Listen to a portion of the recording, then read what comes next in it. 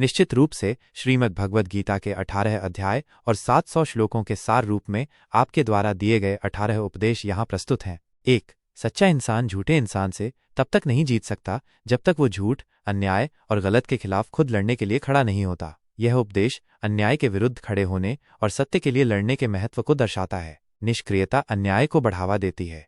2. जितना ज्यादा किसी में अपनापन और मोह रखोगे वो आपको उतना ही रुलाएगा। यह अत्यधिक आसक्ति के दुखद परिणाम को बताता है। मोह दुख का कारण बनता है क्योंकि परिवर्तन संसार का नियम है और प्रियजनों से वियोग अवश्यंभावी है। 3.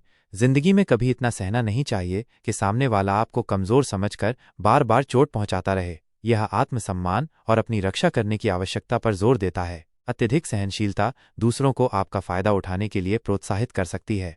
4. बहुत जल्दी छोटी छोटी बातों पर क्रोध करना आपको बर्बाद कर देगा। यह क्रोध के नकारात्मक प्रभाव को उजागर करता है। क्रोध विवेक को हर लेता है और विनाशकारी निर्णय लेने की ओर ले जाता है। 5. किसी भी चीज का अत्यधिक सेवन नहीं करना चाहिए। किसी भी चीज को इतना ज्यादा यूज मत करो कि आपको उसकी आदत लग जाए। यह संतुलन और संयम के महत्व को बताता है। किसी भी चीज की अति हानिकारक हो सकती है और आदतें बंधन बन सकती हैं।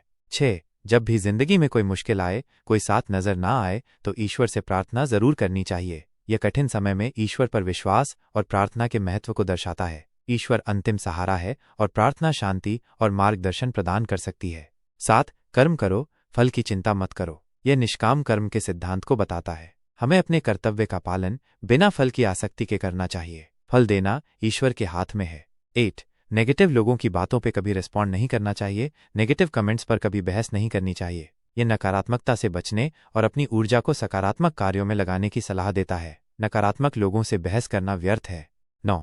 जिंदगी में कभी किसी के भरोसे मत बैठे रहो। यह आत्मनिर्भरता और अपने प्रयासों पर विश्वास करने के महत्व को बताता है। दूसरों पर निर्भरता निराशा की ओर ले जा सकती है। 10. सुख एवं आनंद मनुष्य के भीतर ही निवास करते हैं, परंतु मनुष्य उसे स्त्री में, घर में और बाहरी सुख प्राप्ति के लिए ढूंढ रहा है। यह आंतरिक सुख की अवधारणा को प्रस्तुत करता है। सच्चा सुख बाहरी वस्तुओं में नहीं बल्कि आत्मा के भीतर है। 11. गीता के अनुसार जैसे जैसे व्यक्ति की आयु बढ़ती है वैसे उसे इस बात का एहसास होता है कि उसने व्यर्थ ही उन लोगों को महत्व दिया जिनका उसके जीवन में कोई योगदान था ही नहीं। यह विवेक और सही लोगों को महत्व देने की सीख देता है। समय के साथ हमें पता चलता है कि हमने किन लोगों पर अपना समय और ऊर्जा बर्बाद की। 12. जो लोग अपने मन को कंट्रोल नहीं कर पाते उनका मन उनका दुश्मन बन जाता है। यह मन के नियंत्रण के महत्व को बताता है। अनियंत्रित मन हमें गलत रास्ते पर ले जा सकता है और दुख का कारण बन सकता है। 13. दुख और सुख जीवन में मौसम की तरह आते रहेंगे। न सुख हमेशा रहने वाला है न दुख हमेशा रहेगा। इसीलिए दुख आएगा तो घबराना नहीं चाहिए और सुख आए तो उसकी आदत नहीं लगानी चाहिए। यह जीवन की अनित्यता और सुख दुख के चक्र को स्वीकार करने की शिक्षा देता है। हमें दोनों परिस्थितियों में संभाव रखना चाहिए।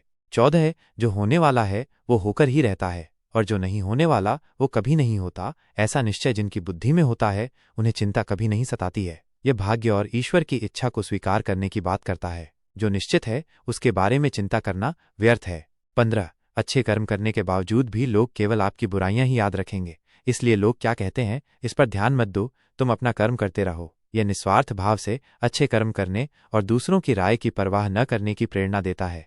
16. अपने आप को ईश्वर के प्रति समर्पित कर दो, यही सबसे बड़ा सहारा है। जो कोई भी इस सहारे को पहचान गया है वह डर, चिंता और दुखों से आजाद रहता है। यह ईश्वर के प्रति समर्पण के महत्व को बताता है। ईश्वर में शरण लेने से भय और चिंता से मुक्ति मिलती है। 17. तुम्हारा क्या गया जो तुम रोते हो, तुम क्या लाए थे जो तुमने खो दिया, तुमने क्या पैदा किया था जो नष्ट हो गया, तुमने जो लिया यहीं से लिया, जो दिया यहीं पर दिया, जो आज तुम्हारा है कल किसी और का होगा, क्योंकि परिवर्तन ही संसार का नियम है। यह मृत्यु और परिवर्तन की अनिवार्यता को स्वीकार करने और भौतिक वस्तुओं के प्रति मोह न रखने की शिक्षा देता है।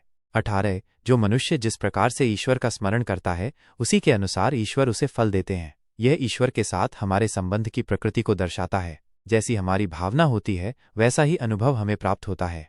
यह श्रीमद् भगवद गीता के गहरे ज्ञान का एक संक्षिप्त सार है जो जीवन के कई महत्वपूर्ण पहलुओं पर प्रकाश डालता है।